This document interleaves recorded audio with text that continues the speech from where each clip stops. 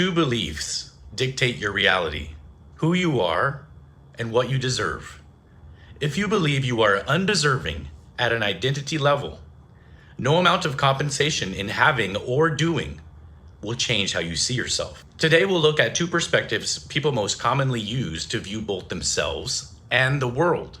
We'll also review how they're keeping you stuck. Then we'll look at one perspective near the end that represents what we can work toward in order to experience the best success in life, as well as profound peace and the highest forms of self-love. I'm going to use the word paradigm a lot in this video.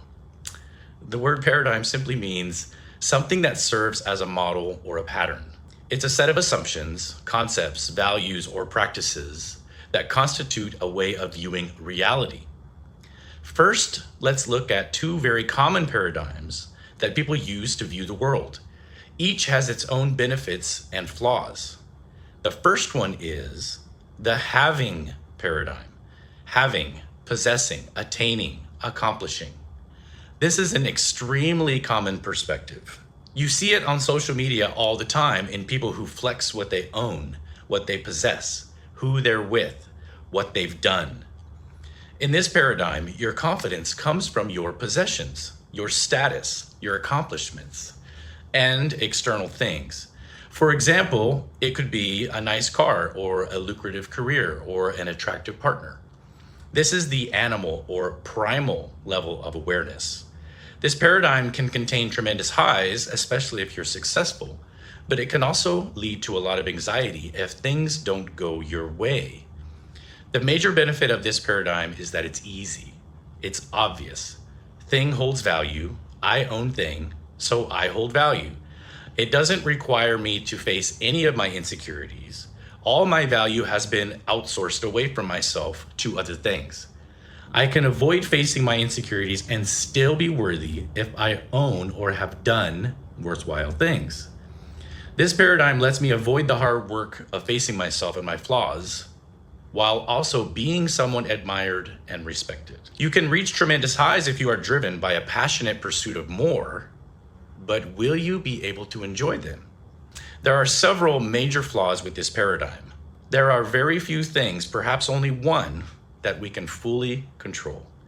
When we base our self-confidence and our self-value on what we possess or what we have accomplished, we are, in a way, letting things outside our control determine our value.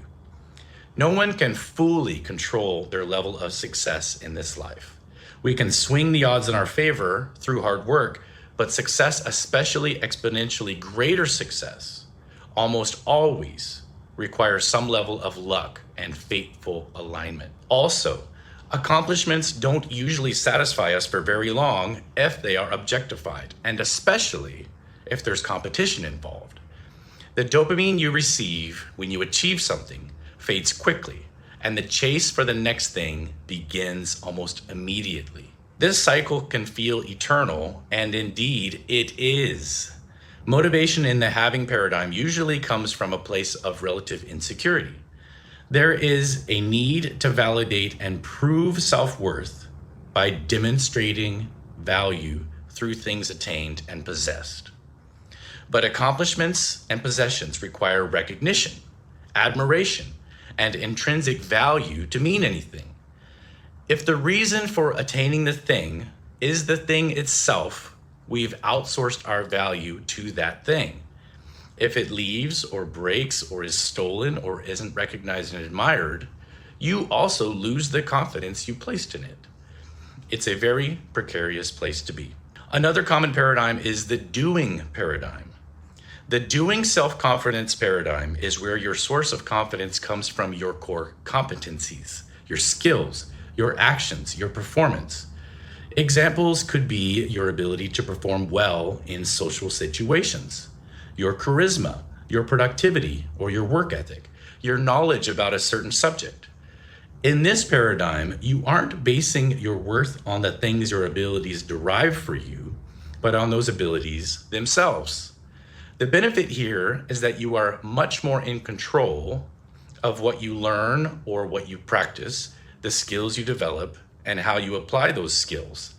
As opposed to the having paradigm, where specific outcomes, which you may or may not have as much control over, hold more power over you. In the doing paradigm, you don't need a stack of money to prove your self-worth. It's your ability to create that stack of money where you place your confidence. This is higher than the having paradigm in that instead of relying completely on external things for your self-worth, this paradigm brings our confidence closer to ourselves, but it still outsources at least a portion of our self-value. The flaw in this paradigm is if you're not skilled enough, or if you stop performing and your skills start to atrophy, your self-worth goes with them. While it's better than a purely outcome-based paradigm like the having paradigm, it's still a paradigm where you must consistently and regularly perform in order to be considered worthy. Ultimately, this is another version of a performance mindset. In order to be good enough, you must consistently and regularly prove it, both to yourself and to others. That brings us to the last paradigm we'll look at today, the being paradigm, to be, to exist. This is the highest and most effective confidence level you can have. Here, your confidence and self-worth are inherent. You don't need to obtain something or possess prerequisite skills to be secure and confident in yourself. There is nothing to prove or earn. You hold the highest value simply by existing. It's almost an entitlement. Motivation comes not from I must, but from I want. And the things you want don't need to be based on proving anything. They are simply things you enjoy doing or find necessary to do to live the life you desire. The being paradigm operates from a state of faith and trust in a power or authority that facilitates life for you, not to you. This is exemplified by a calm internal certainty that you are good enough just because. To shift from a having or doing mindset into a being self-worth paradigm, you must change your core beliefs. Let go of old programming that damages your self-worth. Deal with suppressed emotions and realize you are of infinite worth even when you have or do nothing. In your heart of hearts, you probably know this is true right now today. But that realization can also be very frightening. If I don't have anything worthwhile to offer, and if I stop performing, what will happen to me? Will I lose everything I've worked so hard for? Well, let me ask you, what good is it for someone to gain the whole world, yet forfeit their soul? If this resonated with you, let me know in the comments. Which of the 3 self-confidence paradigms that we discussed today do you most align with? Are you willing to start changing where you derive your self-worth? I help people become more effective, disciplined, and fulfilled by teaching practical principles of life mastery. If you're interested in discipline, personal growth, and building a stronger life, consider subscribing. And if you know someone who would benefit from videos like these, I would appreciate it if you shared this video with them. That's it for today. See ya.